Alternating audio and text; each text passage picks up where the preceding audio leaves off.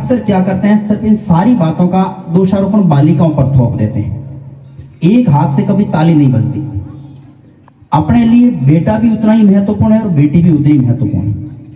मैंने ऐसे बहुत सारे परिवार देखे हैं जहां बेटियां माता पिताओं की सेवा करती हैं और बेटे रोजाना लठ मारते हैं। विद्यार्थी जो सामने बैठे हैं, ये छोटे हैं, नन्हे मुन्ने हैं, इनके लिए भाषण कोई बड़ा विषय नहीं है और ना इतना बड़ा मायने रखता। इनके एक ही दिमाग में है कि इधर हलवा और पूरी बंडा है, और हम भी बैठे बैठे थक चुके, तो इनके तो थकने का समय आ चुका है। तो ज़्यादा लंबा चौड़ा भाषण नहीं देंगे। और पीछे जो 6ठी 7वीं 8वीं क्लास की विद्यार्थी बैठे हैं वो तो फिर भी थोड़ी बातें सुन रहे हैं, लेकिन छोटे वाले बच्चे तो इनकी मस्ती में है और ये बचपना है।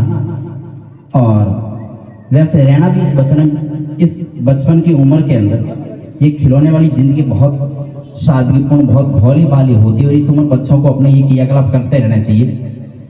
क्योंकि अपन वैसे बच्चों को केवल पढ़ाने पर जोर देते हैं, पढ़ाई करो पढ़ाई करो पढ़ाई करो। स्कूल में गया, फिर घर आया, ट्यूशन। अब यहाँ तो फिर भी गांव में बहुत अच्छा माहौल है, लेकिन शहरों में जब हम देखते हैं तो स्कूल गया, स्कूल से वापस आया, खाना खाया कि नहीं खाया, ट्यूशन जाओ, ट्यूशन वाला होमवर्क किया कि नहीं किया, वही बैग 10-12 किताबें लटकाई हुई।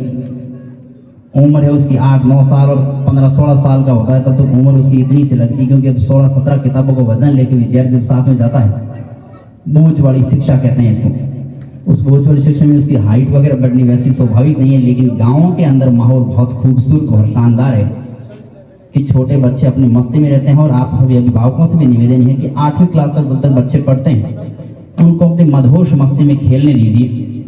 जिस मस्ती में वो खेलते हैं ना, वो मस्ती ही उनके आगे जाके काम आने वाली है। हर एक मस्ती का अपना जीवन का अनुभव लेते हैं।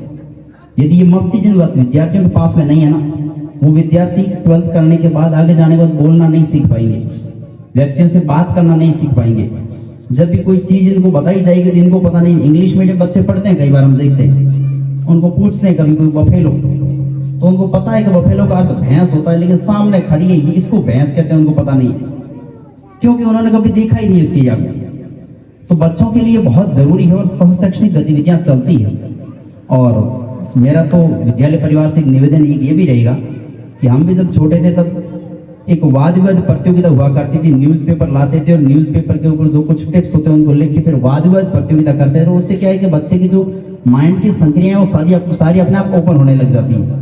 साल भर 2 साल जब वो प्रैक्टिस करता है ना, तो धीरे धीरे उसमें तर्क वितर्क, पक्ष विपक्ष, सही गलत ये बातें करने की क्षमता बढ़ जाती है। और ऐसा विद्यार्थी धीरे धीरे क्या करता है, वो किसी भी पक्ष का होगा तो भी जब सामने वाला बात करे उसके विपक्ष में बात करेगा, यानी कि उसके पास में उस सही बात का गलत ठहराने का तर्क है। और ये बहुत अच्छी बात है। ऐसा जब डेवलपमेंट हो जाएगा माइंड का, तो विद्यार्थी आगे जिस भी फील्ड में जाएगा ना, तो वहां पर बाकी वालों की तुलना में पिछड़ेगा नहीं, वो हमेशा उन्नति की तरफ अग्रसर होगा। और यहाँ आने पर धाना गांव के बारे में हमने थोड़ी सी बातें, हालांकि मैं पहली बार इस क्षेत्र में सिंधी साइड सिवाना की तरफ पहली बार आया हूँ। यहाँ आने पर मुझे पता चला कि ये इस क्षेत्र में व्यापारी तो बहुत ज्यादा है, लेकिन शैक्षणिक दृष्टि से थोड़ा सा सरकारी सेवाओं में लोग थोड़े कम है इस क्षेत्र में। जरूरी नहीं है कि सरकारी सेवाओं में ही होने पर सब कुछ होता है।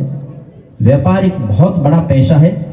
व्यापार करने वाला व्यक्ति अपना ही पेट नहीं पालता, अपने परिवार का पेट नहीं पालेगा, बल्कि बहुत सारे लोगों को रोजगार देता है। जबकि हम शिक्षक बन जाते हैं तो मैं शिक्षक हूँ, मान लो मैं अकेला मेरा परिवार चला सकता हूँ। लेकिन दूसरी बात ये भी है कि हर बात का एक पक्ष और विपक्ष दो होते हैं।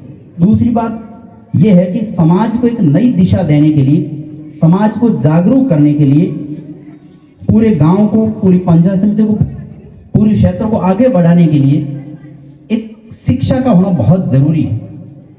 क्योंकि शिक्षा के अंदर वो ताकत होती है, शिक्षा में वो गुण होते हैं, शिक्षा में वो महत्वपूर्ण विषय होते हैं जो अपने को जीवन कैसे जिया जाता है इसके बारे में सिखाया जाता है। उदाहरण के लिए जब बच्चा विद्यालय आता है तो इस बच्चे को कुछ भी नहीं आता, आ से अनार भी इसको जानकारी नहीं होती। ये कोरे कागज की तरह होता है और टीचर के पास एक कलम होती है और उस कोरे कागज पर टीचर क्या लिखना चाहता है।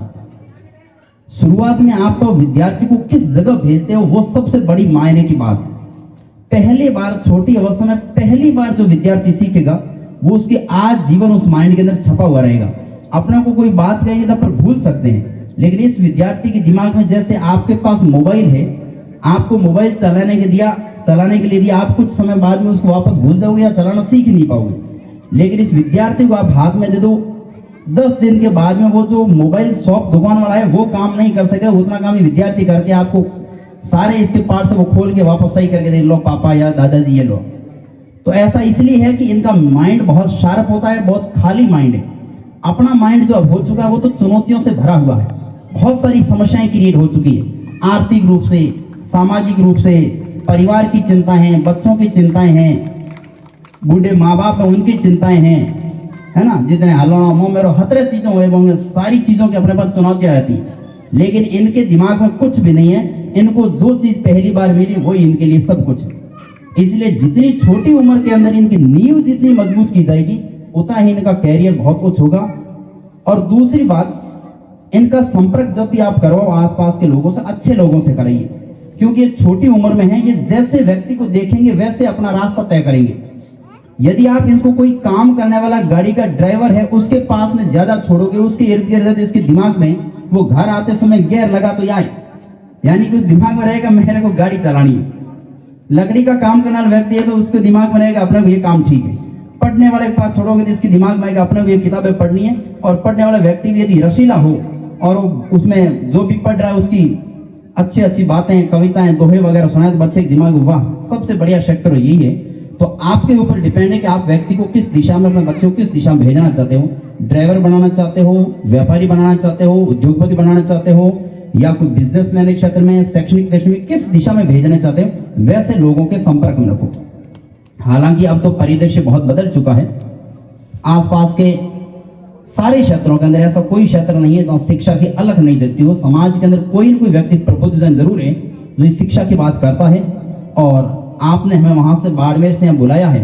हालांकि मैं तो ये कहता हूँ कि हमसे बहुत ज्यादा जानकर, बहुत ज्यादा प्रबुद्धजन, महेंद्र जैसे सर वगैरह यहाँ सारे बैठे हैं, बहुत सारे। लेकिन एक कहावत है हमारे कि बाड़मेर में कितना भी व्यक्ति अच्छा पढ़ा है, लेकिन जयपुर का व्यक्ति आ जाए उसको भले कम आए, लेकिन क्या भलो ना आदमी बाहर आयो बड़ो होशियार वाला, है ना। कहते हैं ना, घर का जोगी जोगना, आन गांव का सिद्ध।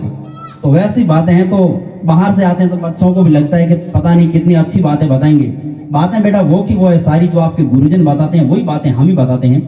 लेकिन जब डेली हमेशा वो एक ही गुरुजन, एक ही टीचर सारी बातें बताते हैं तो बच्चे धीरे धीरे उसके माइंड से स्किप होता जाता है, उन बातों को अनफॉलो कर देते हैं। तो हम बाहर से इसलिए आए हैं कि आपके विद्यालय परिवहन आमंत्रित किया आप बच्चों के लिए, आपके लिए। और यदि आप हमारी बातों में एक तो बात पे यदि कोई ग्रहण करके घर जाके इसके ऊपर काम करते हैं, अपने माता पिता को बताते हैं, या जो पेरेंट्स बैठे हैं, अभिभावक बैठे हैं, वो यदि एक आध बात अपने बच्चों के दिमाग में फिट कर पाते हैं कि भाई फलाना आदमी आए थे और उन्होंने ऐसी बातें बताई, बेटा ऐसा काम करना चाहिए, तो बातें हम वहां से आए हैं, इन्होंने बुलाया, वो बातें सारगर भी होगी। वरना इस कान से सुना और इस कान से निकल जाती है तो उन बातों को कोई महत्व नहीं रहता है। दूसरी बात मोबाइल से आई, ये बात बिल्कुल सत्य है कि हमारी परंपरा और हमारी संस्कृति को बड़े हम सौभाग्यशाली है कि गैर नृत्य हमें यहाँ देखने को मिला। बहुत कम जगह ऐसा होता है कि परंपरागत जो संगीत होते हैं, परंपरागत जो कलाएं होती हैं, उनका प्रदर्शन किया जाता है। बाकी आज तो हॉलीवुड और बॉलीवुड जैसे फिल्मों के जो सॉन्ग होते हैं वो चलते हैं, उन्हीं पर बच्चे आज के थिरकते उन्हीं पर है। लेकिन अभी कुछ लोक देवता अपने हैं, जैसे तेजा जी का गाना यहाँ लगा तो सारे बच्चे अभी थिरकने लग जाएंगे। तो ये जो मारवाड़ की, अपने राजस्थान की जो परंपरा है, परंपरा के जो संगीत है, जो गीत है, वो जो गाए गा जाते हैं, सर ने जैसे बताया कि बच्चों के सामने प्रदर्शन होने से बच्चों को भी आभास होता है कि वास्तव में अपने एरिया में ये ऐसे सॉन्ग है। दूसरी मोबाइल की जब बात बताई तो मोबाइल के क्षेत्र में अपन क्या करते हैं, अक्सर मैं थोड़ी सी कड़वी बात बता रहा हूं, बुरा मत लगाना। अपन अक्सर क्या करते हैं, सिर्फ इन सारी बातों का दोषारोपण बालिकाओं पर थोप देते हैं। एक हाथ से कभी ताली नहीं बजती। अपने लिए बेटा भी उतना ही महत्वपूर्ण है और बेटी भी उतनी महत्वपूर्ण है। मैंने ऐसे बहुत सारे परिवार देखे हैं जहां बेटियां माता पिताओं की सेवा करती हैं और बेटे रोजाना लठ मारते हैं। बहुत सारे परिवार देखे। तो अपन ये बात दिमाग में न रखें कि भाई कभी कोई गलतियां हो जाती है मोबाइल्स की वजह से, फोन मैसेज जैसी चीजें होती हैं, तो केवल लड़कियां ही जिम्मेदार है। ये समाज का भी ढांचा धीरे धीरे बदलना पड़ेगा, क्योंकि जब लड़की की कोई बात होती है तब सारे गांव में आसपास फैला देते हैं, फलाना की लड़की ने ये कर दिया, वो कर दिया। लेकिन जब उसी के भाई के लड़के की बात होती है उसको सीमित दबा देते हैं, चलो छोड़ो कहीं कोई। इस धारणा से थोड़ा बाहर निकलना पड़ेगा, क्योंकि समाज को दागदार वो दोनों करते हैं, इसलिए सजा भी दोनों को बराबर मिलनी चाहिए। और पहले वह हालांकि समाज का कानून बहुत तगड़ा हुआ करता था, और आज धीरे धीरे कानून के समाज का कानून कमजोर हो रहा है, और प्रशासनिक जो सरकारी कानून है वो तेज हो रहा है, जिसकी बदौलत ये बूढ़े बुजुर्ग लोग बैठे हैं, इनकी आत्माएं मर रही है अंदर से। बाकी ये एक आवाज खड़ा होकर एक व्यक्ति आवाज लगाता तो सारा गांव चुप हो जाता था, नहीं करना मतलब नहीं करना। लेकिन आज बुजुर्ग व्यक्ति काम कर रहे हैं, उसके कानून नियम समाज के स्तर पर बनाए हैं, जबकि युवा वर्ग वो दूसरे तोड़ना शुरू कर देता है। अब वो उनके भी वश की बात नहीं, क्योंकि उनके पास कानून का दरवाजा है, वो वहां से जाके लेके आ जाते हैं। तो ये एक संभाव का भाव होना चाहिए। सारे गांव के जो बुजुर्ग और युवा वर्ग है उनको संयोग रूप से, और मैं तो ये कहना चाहता हूं कि समाज के जो प्रबुद्ध जन है उनको ये लगना चाहिए और उनको ये आभास वाक्य वाला करवाना चाहिए कि गांव में यदि कोई एक दो व्यक्ति भी इलीगल एक्टिविटीज करता है, गतिविधि करता है, तो सारे गांव के लोग प्रबुद्ध लोगों को लेकर उसके घर जाकर उसको दंडित करवाएं कि भाई देखो समाज का और गांव का माहौल खराब हो रहा है, एक व्यक्ति ने ऐसा किया और एक के ऊपर सजा, दो के ऊपर इस प्रकार समाज की सजा आ गई, तो तीसरा व्यक्ति ऐसा करने की हिम्मत ही नहीं करेगा। और जब ऐसी हिम्मत नहीं करेगा तो समाज अपने आप शांत हो जाएगा। बाकी हम यहाँ खड़े होकर कितना भी भाषण दे दें, विद्यालय में गुरुजी ने कितना भी सिखा दे, लेकिन ये समस्याएं रुकने वाली नहीं है, क्योंकि बहन बेटियां सारी अपनी हैं, भाई हो बहन हो, उनको सही रास्ते पर आना जाना, उनको सलाह देना, ये सब काम अपना है। दूसरी बात विद्यालय परिवार की, अब आजकल एक प्रचलन, हालांकि इस एरिया में तो ये आपका क्षेत्र बहुत शांत है और बहुत शानदार है, ये सही बात है, मैं यहाँ खड़ा रह के बखान नहीं कर रहा हूँ, ये मेरी अंतरात्मा से बात कर रहा हूँ कि बाकी वाले बाड़मेर के डिस्ट्रिक्ट से अन्य क्षेत्रों से आपका एरिया बहुत शानदार और शांत है। हम ऐसे अखबार न्यूज़पेपर पढ़ते हैं तो बहुत कम खबरें ऐसी सुनते हैं। लेकिन एक अब थोड़ा सा समाज के अंदर, या यूं कहे कि लोगों की जब जागरूकता आई है तो एक जहरनुमा चीज फैल चुकी है। एक तो गेमिंग का क्षेत्र बहुत खतरनाक है। आपने सुना कि बहुत सारे परिवारों को मैं जानता हूं जो इस गेम के चक्कर में, ऑनलाइन गेम आते हैं मोबाइल्स में, जो सारे लोग जानते हैं, उनके माध्यम से परिवार के परिवार बर्बाद हो गए। इसलिए फोन जब भी आप विद्यार्थियों को दो, पहली बात तो देना ही नहीं है, और कितने भी हम कह दे मत देना है, नहीं देना है, लेकिन घर आने के बाद आप नहीं तो मम्मी तैयार है, थोड़ा बहुत बेटा थोड़ी देर देख ले, बच्चा रोएगा धोएगा, थोड़ी 2 मिनट तो देख ले, लेकिन जब भी देखे उसमें ध्यान देना, बच्चा उसमें देख क्या रहा है। यदि थोड़ा बहुत मनोरंजन के लिए या पढ़ाई से संबंधित कुछ चीजें मोटिवेशन के रूप में या किसी व्यक्ति का उद्बोधन सुने ऐसा कर रहा है तब तो ठीक है बच्चा, लेकिन यदि गेमिंग के क्षेत्र में इस प्रकार की यदि लत लगी हुई है तो आप उससे फोन दूर रखिएगा और उसको बिल्कुल सही मनोवैज्ञानिक रूप से शिक्षा दीजिएगा। उसको मारपीट करोगे तो भी समय बहुत खराब है। लोगों में पुराने जितनी सहन क्षमता नहीं है, शक्ति है नहीं इतनी, लेकिन उनको मनोवैज्ञानिक तरीके से समझाइए कि बेटा इससे क्या नुकसान होने वाला है, फायदा इसका कुछ नहीं होने वाला। ठीक है, तो ये सारी बातें हैं समाज के लिए, बच्चों के लिए। अब ये जो बातें हम बता रहे हैं ये बच्चे तो समझ नहीं पाते हैं, ये काम आपका है इन बच्चों के माइंड में बिठाना। तो आपने इस विद्यालय परिवार ने यहाँ पर बुलाया, इतना मान सम्मान दिया, बहुत खूबसूरत प्रोग्राम रखा, शानदार कार्यक्रम, चारों तरफ हरियाली के बीच में विद्यालय स्थापित है।